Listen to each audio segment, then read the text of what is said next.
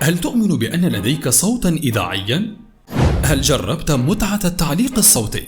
يقولون بأنك تمتلك خامة صوتية مميزة، لكنك يا صديقي لا تعرف من أين تبدأ. تعال معي وتعرف على هذه الرحلة الصوتية المثيرة.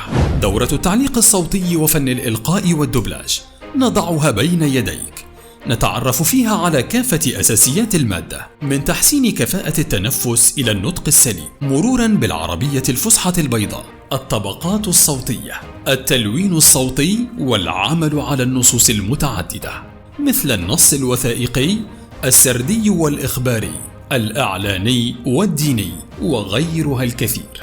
لا ننسى الجزء المهم من الدورة، واستراتيجيات المعلق الصوتي داخل السوق، سماسرة الصوت، المعدات اللازمة لبدء الرحلة الصوتية، التسعير في بلادك وفي كافة الوطن العربي، وكل ما يمكنك معرفته للانطلاق بقوة في رحلتك الصوتية.